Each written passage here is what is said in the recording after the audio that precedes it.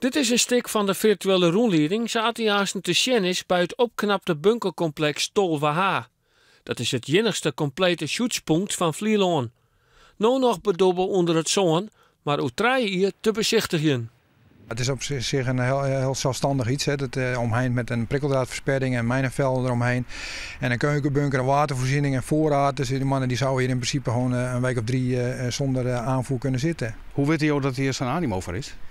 Wij organiseren elke 5 jaar een thematentoonstelling in ons informatiecentrum met iets van de Wadden of de oorlog op Vlieland en in het Waddengebied. Elk jaar een ander thema of elke keer een ander thema. En de belangstelling is daar zo groot voor. Er komen mensen zelfs vanuit het zuiden van Nederland die ons bellen van is de tentoonstelling het komend weekend er nog? Dan komen ze daar naartoe. En ook jeugd heeft heel veel belangstelling daarvoor.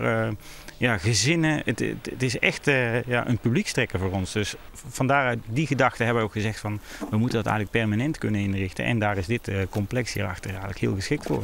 De Vlielander jeugd had Ekkeltwaan de West met een van de bunkers. Zelf als jochie op lagere school zaten we hier ook al rovertje te spelen. En het lijkt wel of dat met elke generatie herhaalt. En terreinbeheerders die gooien het elke keer hardnekkig weer dicht. En de jonge lui graven het elke keer weer open. Nou ja, nu staan we ook weer in zo'n ding die kort geleden weer door de jongens van de lagere school opengemaakt zijn. Dus dat valt niet tegen te houden. Wat nijbouwd worden moet is een entreegebouw. Daar zal de virtuele rondleiding te zien wezen.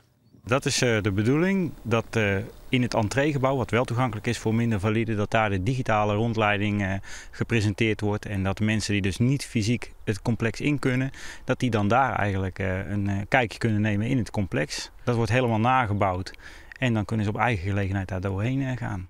Het plan kost het zo'n ton. Een pad komt van de provincie en het Waardfonds.